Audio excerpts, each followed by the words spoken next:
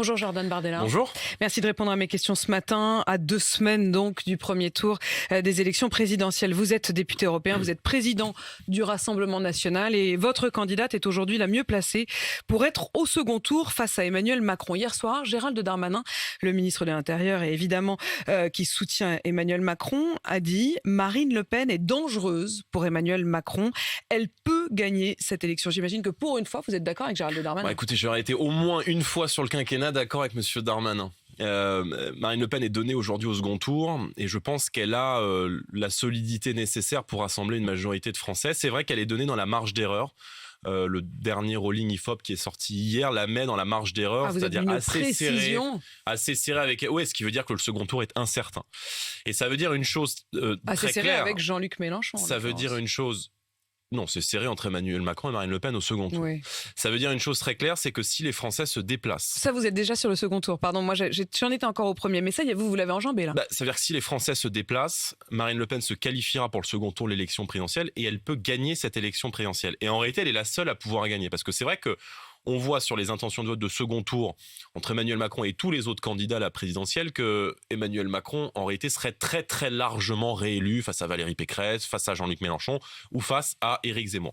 Et je pense qu'il est important que tous les Français aient en tête la nécessité d'avoir la poussée la plus forte en faveur de Marine Le Pen dès le premier tour et de ne surtout pas disperser ses voix sur des candidats qui sont aujourd'hui donnés, par exemple, aux alentours de 10%, je pense à Valérie Pécresse ou Éric Zemmour, parce que d'abord, on peut défendre des idées qui sont assez proches, partager des diagnostics, notamment sur la sécurité et l'immigration, qui sont assez proches avec l'un comme avec l'autre. Or, le seul débouché politique, la seule voie politique qui soit utile dans cette élection, c'est évidemment le vote en faveur de Marine Le Pen, qui peut gagner et qui peut donc rassembler une majorité de Français au second tour. Quand vous dites, et on va rentrer évidemment dans les détails de vos propositions, mais aussi de celles notamment d'Éric Zemmour dont vous venez de parler à l'instant, parce qu'on a vu une porosité dans les personnalités qui allaient le rejoindre. Est-ce qu'il y a une porosité dans l'électorat ? C'est évidemment une des questions que vous allez avoir à vous poser et que je vous poserai aussi. Mais quand on regarde dans les détails de la relation entre Marine Le Pen et Éric Zemmour, pendant toute la campagne, il y a eu des personnalités qui ont quitté la campagne de Marine Le Pen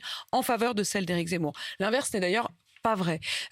Est-ce que cet aller sans retour dont parlait Marine Le Pen, c'est son expression, pourrait finalement être un aller avec retour à partir de dans 2 semaines ? Il y a deux choses. Est-ce qu'on vous verra tous ensemble sur une scène ? En vérité, il y a 3 choses. Il y a le candidat Éric Zemmour, il y a son entourage et il y a les électeurs. Éric Zemmour comme Reconquête ne sont pas propriétaires des gens qui s'apprêtent à voter pour Éric Zemmour.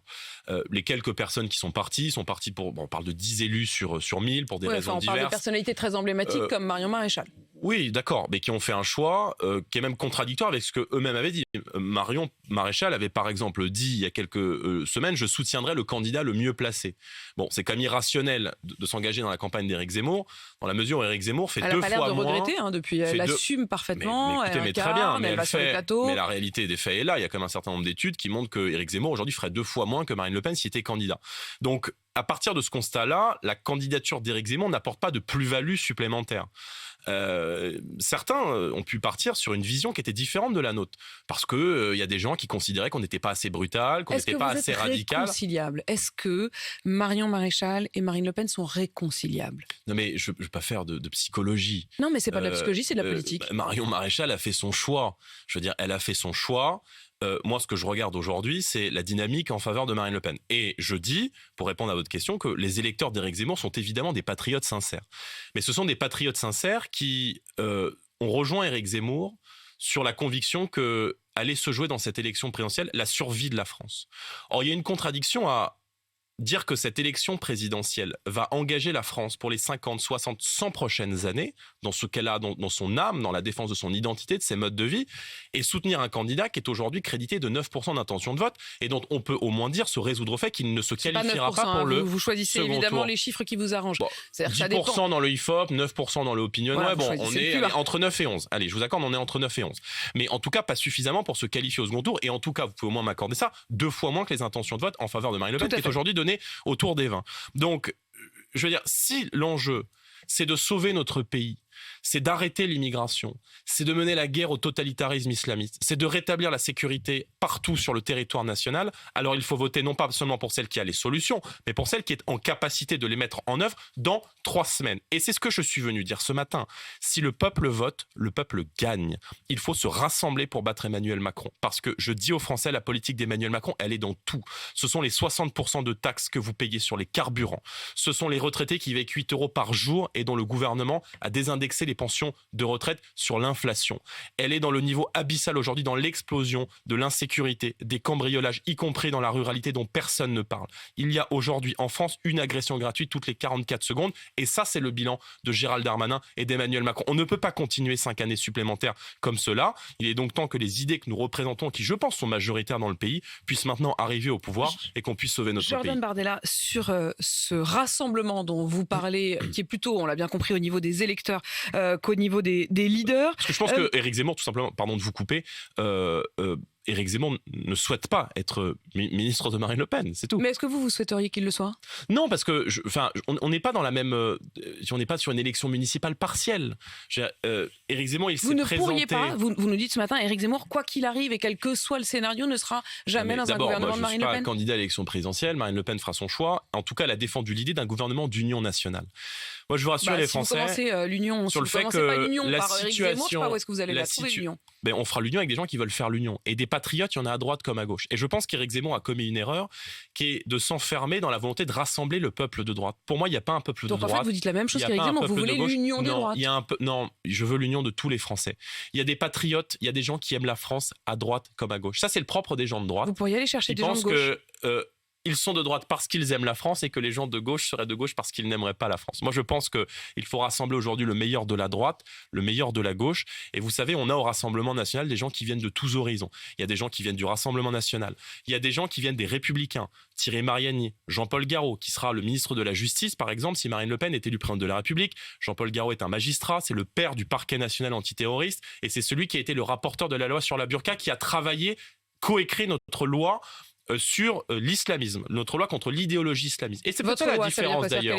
Ça veut dire qu'on a un projet de loi clé en main sur l'islamisme et que on n'est pas dans l'idée de faire une guerre de religion. Et c'est peut-être là d'ailleurs l'ambiguïté du discours d'Éric Zemmour. Vous pouvez être français de confession musulmane, aimer la France. À partir du moment où vous aimez la France, vous respectez les lois de la République, vous respectez nos modes de vie, vous êtes les bienvenus dans le combat national.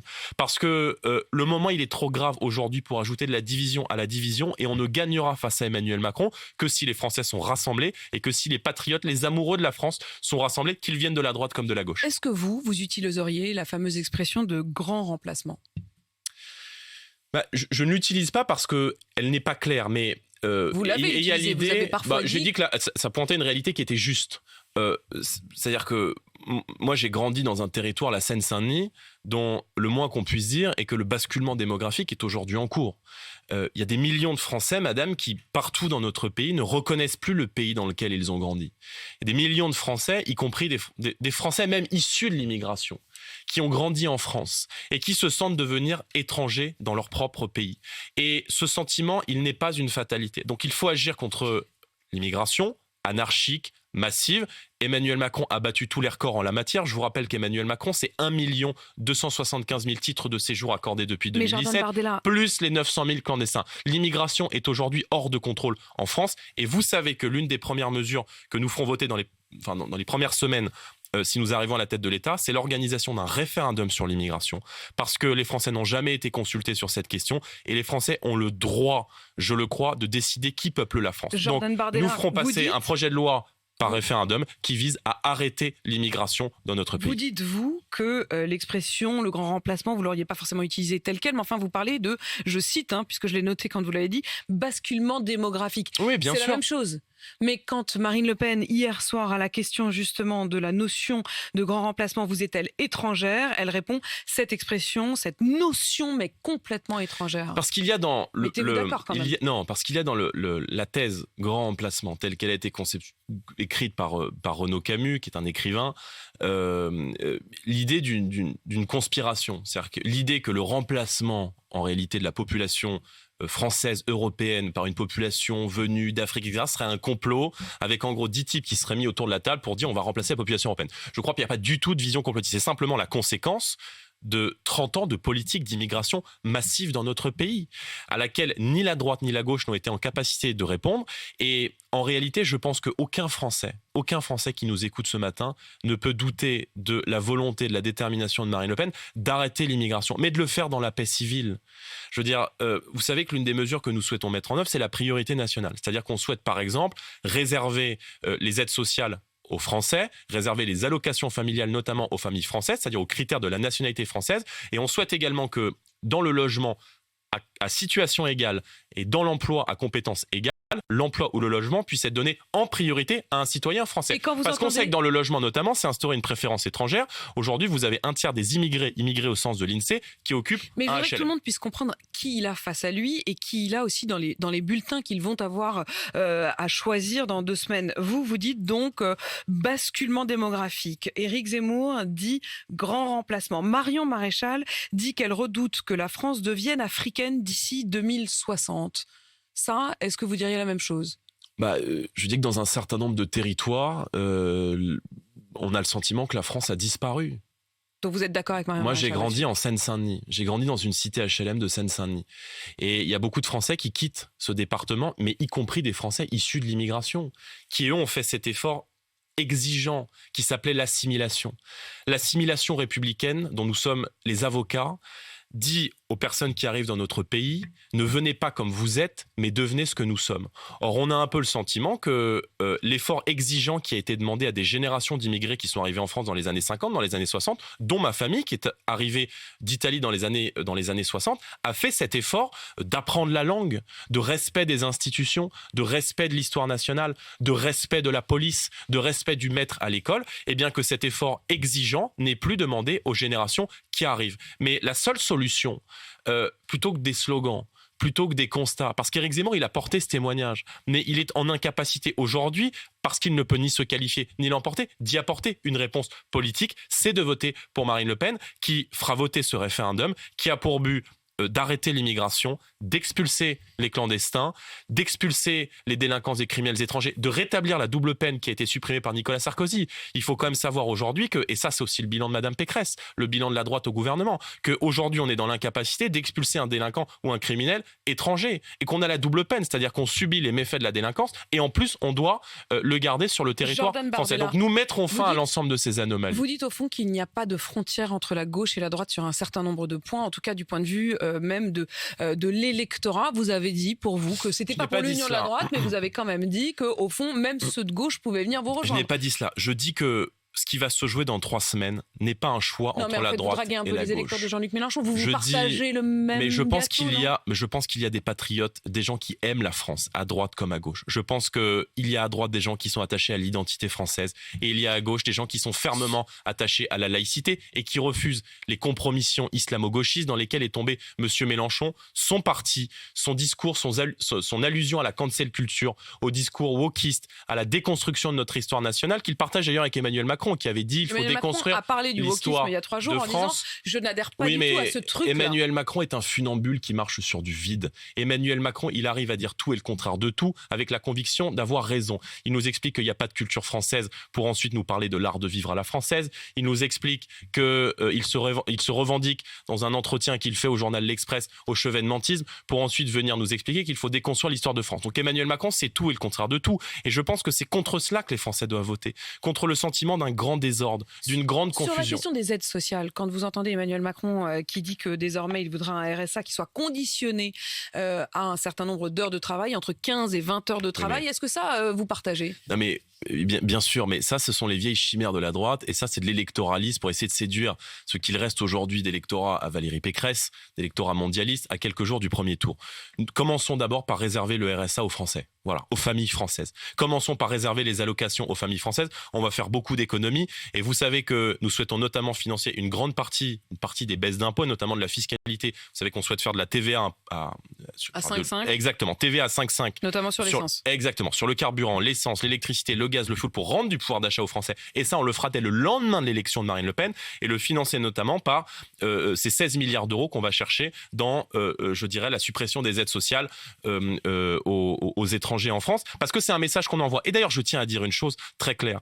tout cela va se faire sereinement. On va laisser un temps de transition. On va pas arriver comme des bourrins en disant vous êtes étranger, vous n'avez plus aucune prestation sociale en France. Parce que vous allez le faire quand on ne confond pas la brutalité avec la fermeté, et on laissera évidemment un délai d'1 an pour que des personnes, y compris en situation étrangère en France, aient le temps d'organiser les choses, de s'organiser et ne soient pas pris en dépourvu. Parce que comprenez bien que la volonté que nous avons, c'est de réparer le pays et de réparer les fractures après 5 ans de division. Emmanuel Macron a beaucoup divisé les Français, et les crises, que et ce vous soit... seriez ceux qui réunissent. Oui, je pense que Marine Le Pen est la candidate, non pas seulement de l'autorité, de la fermeté, mais aussi de la concorde nationale. Parce qu'Emmanuel Macron a beaucoup fait de mal à la France, il a beaucoup divisé les Français, et les Français n'ont pas oublié la crise des Gilets jaunes, ils n'ont pas oublié les manifestations contre la réforme des retraites, ils n'ont pas oublié des crises qu'Emmanuel Macron a en réalité lui-même suscitées par son arrogance, son cynisme, son Jordan mépris. Bardella, vous dites Or, je crois qu'il est temps aujourd'hui d'élire une présidente qui aime les Français et qui les respecte. Vous seriez ceux de la sérénité, de la concorde, de la réunion presque nationale. Je le crois. Je voudrais qu'on parle de l'Ukraine, de la Corse, et puis également du meurtre du rugbyman Federico Martin Aramburu, puisqu'il y a 2 hommes qui sont en garde à vue au moment où on se parle, dont un qui s'appelle Loïc Le Priol, qui gravite dans les milieux d'extrême droite depuis longtemps. Est-ce que vous l'aviez rencontré, vous ?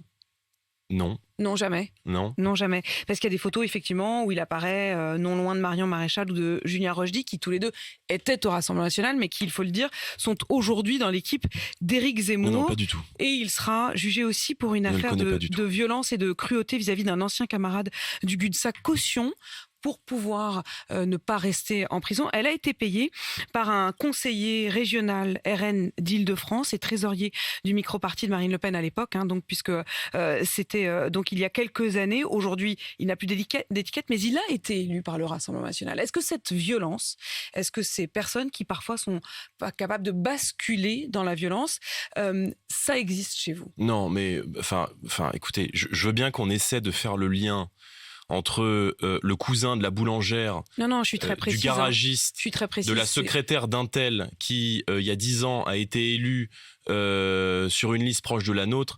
Mais, non, c'est pas sur une liste proche de la vôtre, c'est sur une liste... Vous imaginez bien que nous ne cautionnons aucune forme de violence.